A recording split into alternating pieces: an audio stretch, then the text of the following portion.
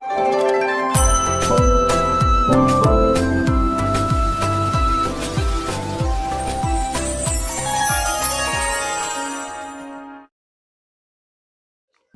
जगन्नाथ मु दिवाकर दास आपण मानक प्रणाम करुच्ची। आसंता जून 26 तारीख पवित्र चंपक द्वादशी महाप्रभु जगन्नाथंकर गुआली यात्रा अनुष्ठित होता है। दिन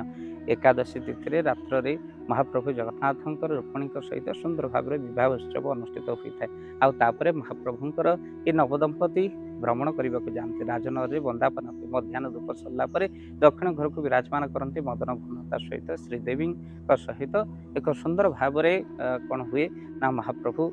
विराजमान करते राजनगर को आउे गजपति द्वारा सुंदर भाव में वंदापना कराए। ये यात्रा को गुआली यात्रा कहते। प्रभुंकर दरबार यही यात्रा को जो मैंने दर्शन करते कहुए स्वामी स्त्री भितर विच्छेद जदि होता है निश्चित भाव में स्वाभाविक भाव में से जोड़ी हो जाए आ सहित केवे भी विच्छेद हुए ना। खाली से नुह यही चंपक द्वादशी जहाँकि मो गुरुदेव प्रेमाचार्य बाबा मधुसूदन जन्म उत्सव यही दिन जन्म होते स्वर्ग ब्रह्मपुर गुरुदेव जहाँकि मधुर कूल जन्म हो मधुदास नाम ख्यात प्राची कूल आश्रम हो जाग यज्ञता मत गुरुदेव प्रेमाचार्य बाबा मधुसूदन यही दिन जन्म होते जहाँ मालिकार शिवकल्प निर्घंटे नाम रही अचंद महापुरुष जहाँ परिचय देते जो गुरुदेव प्रेमाचार्य बाबा मधुसूदन विषय कहवाक जाई महापुरुष लिखिं जे कि मधुदास अटे भक्त चेता किशोरी नामटी अटे गुप्त स्वर्ग ब्रह्मपुर जगतसिंहपुर माटीर स्वर्ग ब्रह्मपुर जन्म हो बांकीर चर्चिकार देवींकर कृपा पाई आउे काकटपुर मंगला पाखरे जो नयाहाट रही से नयाहाटे महाश्मशान लीला प्रकट करते भक्तबंधु आज भी अति सुंदर भाव प्राची गुरु धर्म क्षेत्र सजे हुई कहीं गुरुदेव आज जन्मोत्सव केवल से स्वर्ग ब्रह्मपुर गुरुदेव जन्म उत्सव अति धूमधाम पालन कर जगतसिंहपुर माटी जहाँकि रघुनाथपुर ब्लॉक रे जाऊे मंकुली आश्रम अति सुंदर भाव में गुरुदेव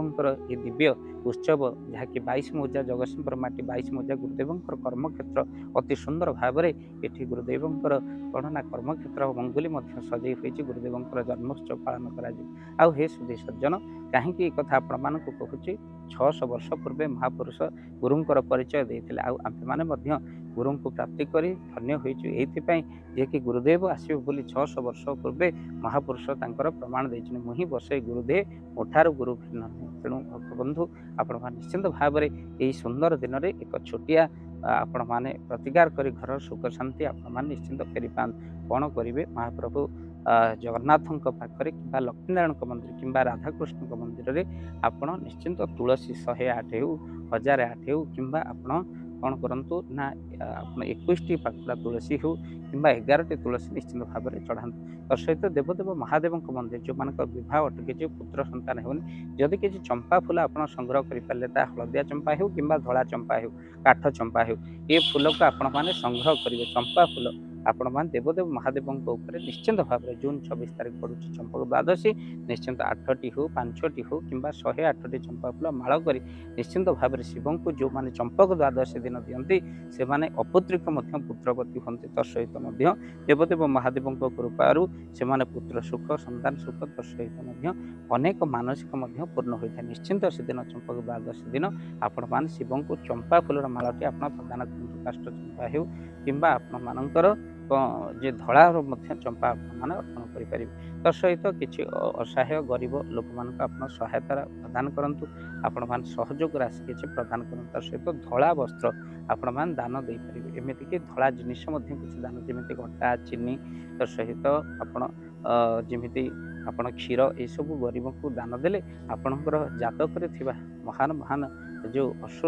जहाँ रही दुर्घटना दूर हो तेणु चंपक द्वादशी धला जिनस दान कर निश्चित भाव में प्रभुंकर कृपा प्राप्ति करते तेणु अति सुंदर दिनटी गुरुदेव जन्म तत्सहित महाप्रभुंकर जगन्नाथ पाखे गुआली जाता तेणु ये सुजोग केवे भी हाथ छड़ा करतु ना यही भाव में आप छोट प्रतिक्रिया कर सुख शांति ये वीडियो को देखी सारे शेयर करूँ आपको निश्चित भाव में आपण मैंने महाप्रभुंकर पाखे निजक समर्पण कर जय जगन्नाथ जय गुरु जय जगन्नाथ। धन अर्जन धर्म करी धर्मे प्राप्त नरहरि आपण उपार्जित धन को जदि धर्म कार्य लगेवाई चाहूँगी किसी असहाय असुस्थ व्यक्ति पाखे आम प्रतिदिन पहुँचू आउ किसी सहयोग करूँ जदि आपणकर से गुंडुची मूषा भली दान से कार्य लगे चाहूँगी स्क्रीन रे चली ए नंबर रे एबे कॉल करंतु आमे दबु आपनको फोन पे नंबर आपनकर जेतिकी समर्थ रहिछि बा सामर्थ्य अनुसार आपण प्रदान करिवे आपनकर अर्थ राशि एबे आपण जानिके आनंदित हेबे गोटी एम्बुलेंस किना जाइछि केवल रोगी सेवा पई जदि आपनकर किछि अर्थ से एम्बुलेंस पई आपण सहयोग करिबा पई चाहंती तो एबे कॉल करंतु एही नंबर रे आपनको अशेष अशेष धन्यवाद जय जगन्नाथ।